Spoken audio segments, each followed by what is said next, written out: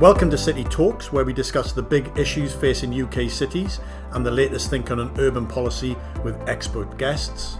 I'm your host, Andrew Carter from the think tank Centre for Cities. Enjoy the episode.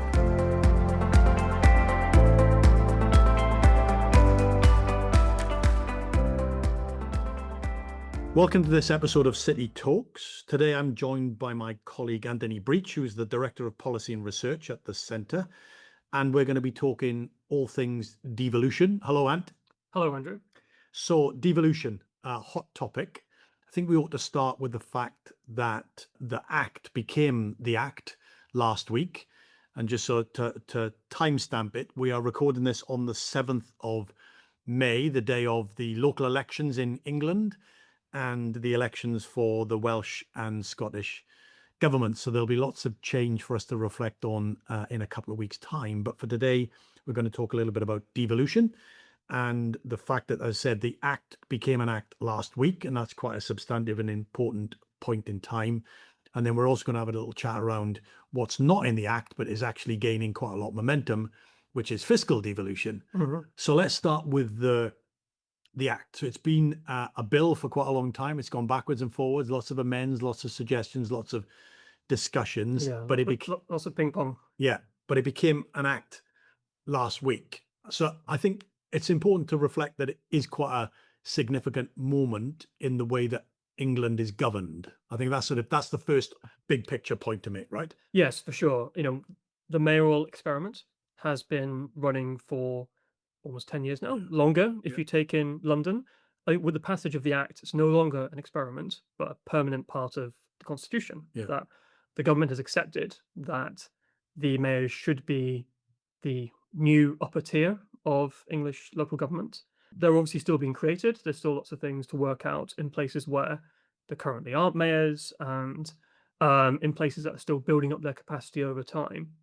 But the consolidation of lots of different devolution deals into a sort of, I think semi-consistent established mayoral structure really does provide a bedrock to these institutions and these offices that, a few years ago people would have said, well, maybe the mayors are significant, maybe they are important, but there's no consistency. I think it's difficult to say that now. Yeah. They are definitely a more substantial part of the governance of the country. Yeah, and it also, it confirms the shift that we've seen from a sort of deal-based, asymmetric patchwork of mayors to a commitment, but also a means by which that commitment can be realised, of actually introducing quite a uniform approach across England. It's debatable whether that is a good thing or not. We've got our views on that, which think it's probably not on average, but nevertheless, that is the commitment, and therefore there will be a sort of unified approach across England. Yes, that's right. I mean, if you look at how devolution has advanced in England over the past 26 years or so, it's often been at the pace of the fastest, in that we've had mayors that are on places that are ready to go further, going further and getting those powers. That's provided a lot of flexibility. By definition, the government is trading away some of that flexibility for a bit more consistency. I think one area to see how the government's approach to going further on devolution will work will be these new right to request powers, like a sort of semi-formalized legal basis by which the mayors can come together and say, we as a collective want a new set of powers and responsibilities. It's up to you governments to say why we should not have those powers. That will be an interesting shift. We'll see how tolerant government is in practice of that new process. Yeah, because we've seen a couple of those already that have been shared with us from some of the MCAs, and I think that those will be good test beds for whether the government is committed to it, and not least whether, because some of them relate to issues, say for example, around the welfare system and how it interacts with the labour market, and that will involve departments like DWP doing something quite different, usually intransient on more intransient on some of these issues around devolution. So it'll be an interesting whole of government challenge as well, right? Exactly. Obviously, some parts of government are really on board with the devolution agenda, and a bit have been, working hard over many years to try and advance that. I think it's fair to say other parts of government have been more sceptical, often with good reason, about whether parts of their responsibility should be devolved. So yeah, changing the burden of proof from mayors to government is going to have big implications. Yeah, I think another aspect which is interesting just to sort of reflect on is that the Act begins to set out broadening the scope of the mayors around acquiring new responsibilities and new powers, not exclusively, but there is quite a bit on the planning side. There's some on the skill side as well. There's a bit more on the housing side. So there's a sort of broadening of scope is one aspect. And then there's a kind of issue around giving the mayors more responsibility and more heft relative to the local authorities within their combined authority. So let's just touch on both of those aspects, and then Yeah. we'll move to fiscal. But just the first one, the breadth, I think, is again just a reflection of them becoming more important institutions. Yeah, for sure. And it seems essentially the government's approach of more, as you might say, strategic or economic functions, so you say around planning, transport, roads, skills. There's generally more of a move towards the mayors taking on powers from Whitehall at that local level. Some of those, I think, the mayors are kind of are have been wanting to get their hands on for a long time Mm, to be able to shape their places over these areas. Others we can see, looking back over the history of devolution, there's been maybe a bit more skepticism about whether planning will work well at yeah, the mayoral level. yeah, There's obviously a good case for planning to be done at that at the level of economic geography, but that introduces new arguments yeah, at the local level yeah. for places that previously only central government had to deal with. Yeah, yeah, not quite. And as I say, again, it's interesting also that they are getting a bit more power relative to the local authorities, as it happens, probably in the context of local elections that are going to make the politics of MCAs and local government more generally a bit more messy. Let's leave it like that. But in a sense that some of those enhanced powers might actually be beneficial in order to try and deal with some of the messiness that many of them are going to face. Yeah, for sure. I think there's been a tension in devolution for some time in that while at the national level, devolution is advanced at the pace of the fastest place. Yeah. Within places, it's often moved at the pace of the slowest local authority, in that because the model is designed to work by consensus and common agreement across all the different boroughs. That has meant some places at the national level have been able to move much faster where there has been that common agreement. That we're going to shift more towards kind of a qualified majority voting style Mm. approach in places, relatively strengthening the central executive of a city region, strengthening the mayoral office. We would argue that's a good thing for for the cities as a whole, and indeed for the future of devolution. We'll see how the actual exercise of those powers, Mm. if they need to be, then turns out to be something which is managed and accepted at the local level, or indeed it introduces new tensions. Yeah, Have to be played. our colleague Jess he's been writing about this in a blog that we had out last week, looking at some of the potential challenges. And I think again something for us to come back to. But I think there is a question about whether what's in the act goes far enough to really strengthen the mayors in the face of more political diversity, more political messiness. If we want them to be key delivery agents of large parts of the growth agenda, for example, we might need to buttress them again in terms of their capability to cut through. Yeah, for sure. And it's important to remember here that London sits apart in that it's Yeah, not, despite the kind of government's push towards uniformity and consistency, London's structures are still very different. yeah, How how the politics in London changes versus some of the other city regions, how the mayors are seen by their residents and indeed by the wider national context yeah, and political agenda. yeah, That is all going to come to play over the next few months. So seeing how that does play out in practice is yeah. going to be interesting. So what is having an act good? And we've talked a little bit about some of the sort of big components of it, or at least how it's framed. What's interesting is that what's not in the act never was going to be in the act, but actually now over the last few weeks, months, particularly since the Chancellor's Mais lecture, is that now there's a lot of momentum and a lot of engagement, a lot of interest, a lot of enthusiasm around fiscal devolution, Hmm. which has always been the question and the issue, which is the real signifier of going beyond and further into on the devolution journey, but thus far has been something that the government has been reluctant to engage in. Not just this government, the previous one.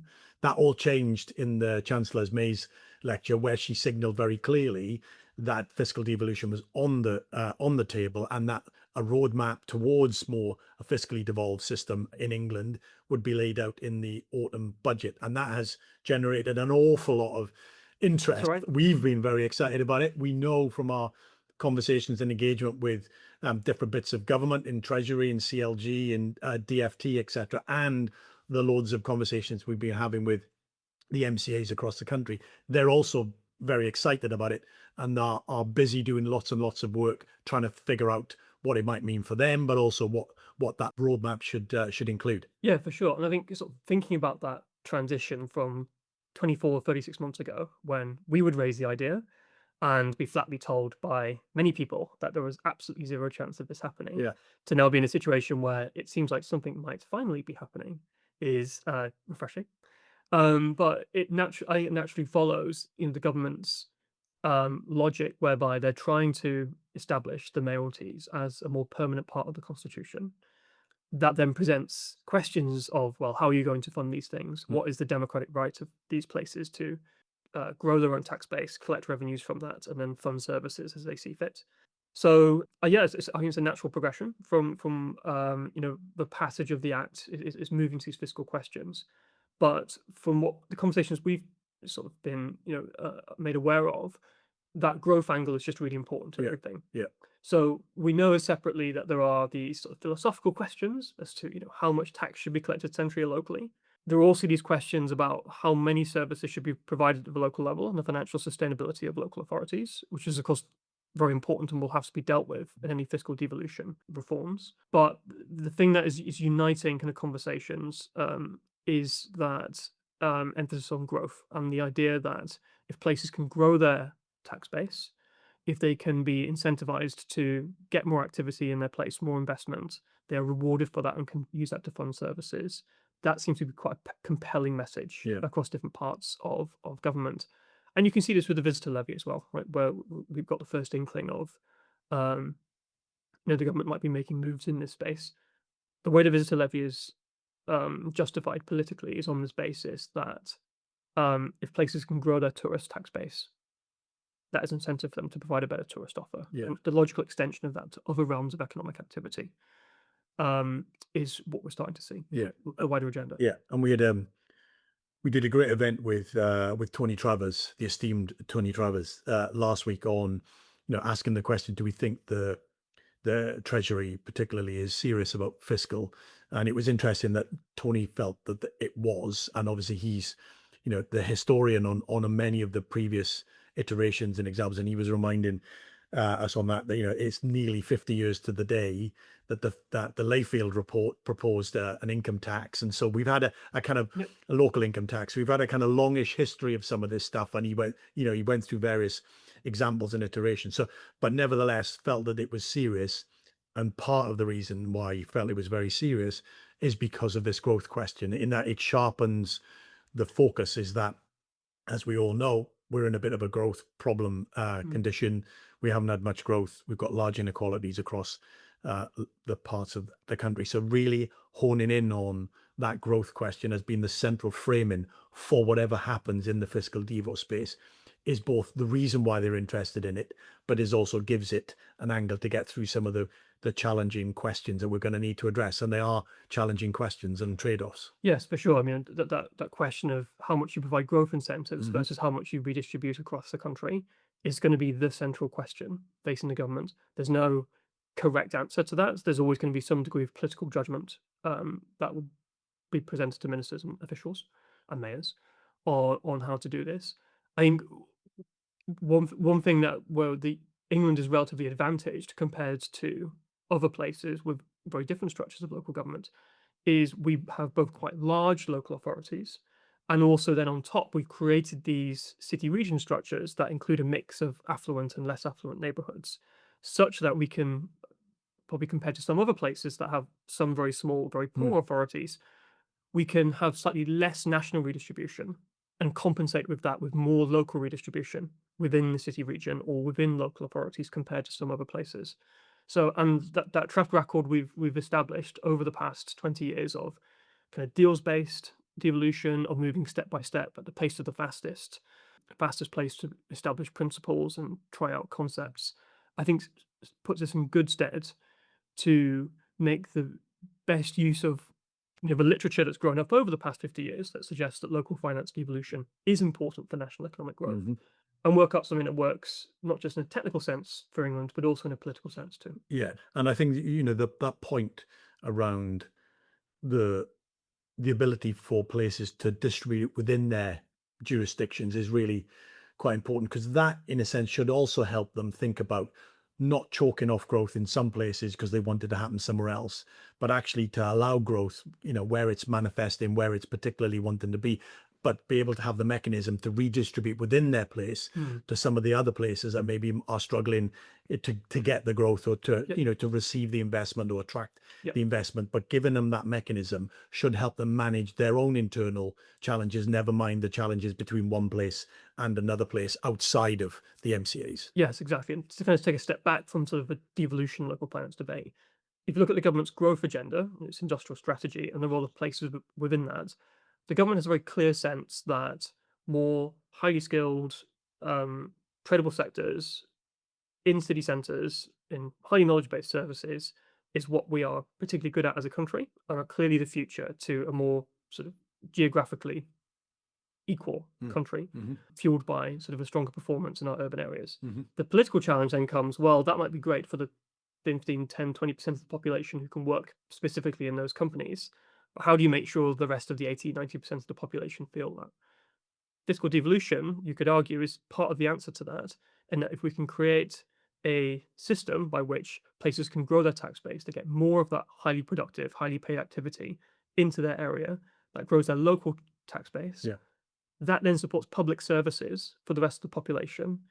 That's how you can make the political compact between the local electorate, local leaders, and national government on pursuing growth, pursuing change in your local area, getting investment in, building new buildings, getting new companies in, and ensuring that people feel the growth. That it's not just some statistic that appears on the news every 3 months. It's actually something that people can observe Yeah. and feel and touch Yeah. on their doorstep. Yeah. I want to come back to, just briefly, we come back to the where we think the sort of visitor levy is, and the question on that for a second. But just on the fiscal devo stuff, is interesting conversations that you and I have been having, where should we look for inspiration, example, etc. And classically, people understandably very quickly look to Germany for an example, or to the US or Canada for an example. You can go to Australia. I think Tony was talking about Australia on the in the event as an example. Just examples of different places, all of which will tell us something about some of these issues and how they manage them. But you've also maybe identified a few other places that we think might be useful, because we're not just describing steady states, but actually some of these places are trying to transition from one type of system to another type of system. So I'm not going to steal your thunder. You say where some of Yep. those places might be, and what it is that's attractive about the process, I suppose, that they're going through, that will that maybe we should have a closer look at. Yeah, for sure. I mean, we are such a centralized, large country that the challenge we face is it's quite difficult to iterate on our own systems because there's very little devolved at the local finance level, such that if you try to pull one of those levers and give a bit more devolution for one particular space or introduce an entirely new tax into that area, that's extremely complicated. So as you say, some of the places we see, like your Frances, your Germanys, your Spains, they might have these fantastically devolved systems, but actually getting there is a real challenge.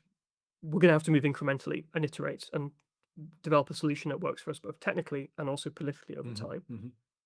When you look sort of across developed economies, and then the challenge we face is probably a bit more similar to some of the places in Eastern Europe that in the 1990s had to rebuild or construct a local finance system entirely from scratch. So what we're seeing is, places that have introduced kind of tax sharing mechanisms, like the Chancellor suggested in her Mais lecture, are places like Poland, places like Lithuania, places like Estonia, Czech Republic, even Romania, perhaps also Portugal as well, kind of comes up as an interesting example. All of these have systems that are sort of not quite as devolved as, say, the Nordic countries, as Sweden, where they have truly local income taxes that municipalities can flex up and down. But in their system, growing the tax base, getting more income taxpayers into their place is the bedrock of their local finance system. Mm. And redistribution happens within those systems, but it's almost a bit separate to the core of the funding base in each place, which is based around the income tax sharing model. And those places, obviously, there's technical differences between all of them. Some of them are surely better on some metrics than others. But what we've noticed when we kind of look into the sort of the recent history of these places is they've all been iterating over time, right? They've had started off in a quite tough position, maybe not dissimilar to ours in some respects, but gradually they've moved step by step to different destinations because they made different political choices. And even though we often like to compare ourselves to those G7 countries or to the Anglo countries, actually maybe some of those Eastern European countries might be a better offer a better roadmap. Yeah, I think that's such an important point. I mean, that last point is so important, is that we should have the humility to look for good ideas wherever they exist, rather than, oh, we can only look to our perceived peers, either France, Germany, or, as you say, the other G7 countries. Actually, the relevance might be, and if we had some humility, we might look to other places that we typically may not. And I think the other point, which I completely agree with, but again, I think adds real value, is that the value of these places is that they are trying in different ways to move from one system to another system. And it's the process of transition and change that you have to think carefully about, rather than just simply describing or looking at the end state in a place and just saying, we should be more like that. Well, that may be true, but the question is, how do we get there? And that we have to look at places that are going through similar processes in different ways and using different tactics and techniques to do it. Yes, absolutely. I think also it's both the range of destinations that they've got to within that kind of core model. Obviously, got quite different destinations, but also the shared or the different characteristics of these places as well. I think is quite interesting. Obviously, Poland, 40 million people. It's a large unitary country. Next to it, you've got places like Lithuania and Estonia, much smaller, kind of 2 million people or so, that also have a tax sharing based model for their local finance system. Often in England and the UK, you hear it's too complicated, we can't do it. Yeah. Our places, they're too small, they're too big, Yeah. whatever. The fact that you're getting, quite a variety of different outcomes in a variety of different countries, but still using that same core plumbing, I think gives us optimism that the government has made a good decision in setting out. We're going to produce a roadmap. We're going to set out over time how we'd like things to change in future, but the plumbing of that system is going to be a tax sharing model, and we're going to iterate on that over time. Yeah. I think it is a promising statement. Yeah, yeah. Let's touch on, as we begin to sort of think about, clause. Let's touch on visitor levy, because I think it's important. So at one point, there was a question about whether the visitor levy would be inserted into the Devo Act. We now know that isn't the case, and our best intelligence at this point in time is that a tourist levy bit of legislation will be introduced in the King's Speech a week or so after the local elections, etc., and the Welsh and Scottish government elections, and there should be something in that. I think, again, the fact that we assume we're going to get a bill is an important milestone, because if that doesn't happen, then the conversation we've just had is called into question. So it's a signal as well as being important in its own right. I think that's quite important, and the mechanics of it. But the signal, I think, as you say, is quite important. So we'll see, and then I think it'll be interesting just to see the mechanics of it. And as someone I was talking to earlier this week, was describing, there's a sort of, even in the visitor levy, there are two camps. One is the sort of political pragmatism camp, and there's a political ambition camp. And it was actually a conversation about whether it would be a flat rate, and they saw that as being pragmatic, or the ambitious model, which would be, more of a percentage rate, which would allow you to flex and be more progressive in who gets charged. So it's just interesting all round as a signal, but also as an instrument that talks to this very much bigger question about fiscal devolution. Exactly right. I think it speaks to some of the political challenges Yeah. which the government will face, on tax sharing and going further in their roadmap. I think what's interesting about the visitor levy conversation is there are other parts of the UK that have already introduced, similar levies and offer lessons to England. Yeah. Obviously, Scotland has introduced a percentage-based one, which I think we would conclude is the more growthy one. Wales has introduced a flat rate one, which I think we maybe conclude as a bit more politically pragmatic. What's interesting then is since that initial act was passed in Scotland, they then introduced powers for places to introduce a flat rate Yeah. levy, to allow places to do that if they want to. What that suggests to me is that part of how the government can navigate this is by putting the onus on mayors to make the political choice that's right for their place, Yeah. as to how to structure their tax system. If you are a large city region that is serious about making a big contribution to the growth of the national economy, you should be thinking quite hard about how can we make a percentage rate levy work Yeah. for our area. Yeah.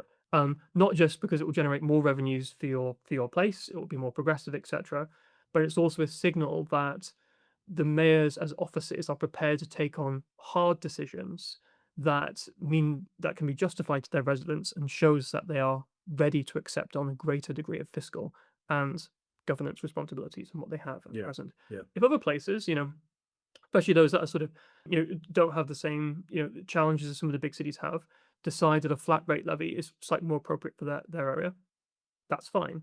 But as the government thinks about how do we design a system that A works, but also B can be implemented quickly and sticks for places, learning lessons from Scotland and Wales and giving the sort of the option and the onus to mayors to make decisions that are good for growth in their places is probably the way forward. Yeah, and I think that sends again, it's a sort of an important underpinning point, which is, if we end up being serious, which I think we hopefully will be on fiscal devolution, and it's done it's done in that way, I think that will require the mayoral institutions to really develop their seriousness and their own capacity. It's not just a different funding source. You're not just taking out grant and, for example, putting in tax. It will require these institutions to be significantly different from what they currently are, and to be more, and to take on and grapple with some of those more fundamental issues and challenges and trade-offs Yep. than maybe they've had to thus far. So it's an important sort of staging post in actually building the robustness and the credibility and the legitimacy of the mayoral institutions over the next 5 or 10 years. Yeah, I think one way you can look at the devolution process over the past 10 years is that mayors have been seen as a nice to have, right? That if a place gets a mayor, it gets more cash, it gets more autonomy to do things. That's great. What the fiscal devolution conversation really implies is that mayors then have to become an essential part of the state in England. That's not going to happen overnight. Mayors are already doing lots of very important and fantastic things in their places, but making it such that they are sort of like a basic part of the state's governance Yeah. and constitutional structure. There's still more to do on that. Yeah. The fiscal side is really the key to going as far as we can. Yeah, brilliant. And thank you very much indeed. As I said, we're optimistic and enthusiastic about devolution in general, but particularly, the turn towards the fiscal questions, because I think they've always been central, but they have a real opportunity to push us in the next direction. There'll be lots of work that we're doing, lots of conversations we're already involved in with government and with the MCAs about how we can make this work for all the different parties. As I said, we're recording this on the day of the local elections and the Scottish and Welsh government elections, and we'll be back in a couple of weeks to think about the policy questions and implications that result from the the decisions and the outcomes, whatever they may be. But until then, thanks for listening.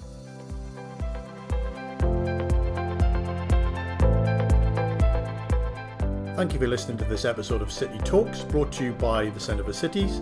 You can find us on Apple Podcasts, Spotify and Podbean by searching Centre for Cities. Please rate and subscribe if you liked what you heard. You can follow the Centre on Twitter at Centre for Cities, all one word, or on LinkedIn for the latest on what the Centre is up to.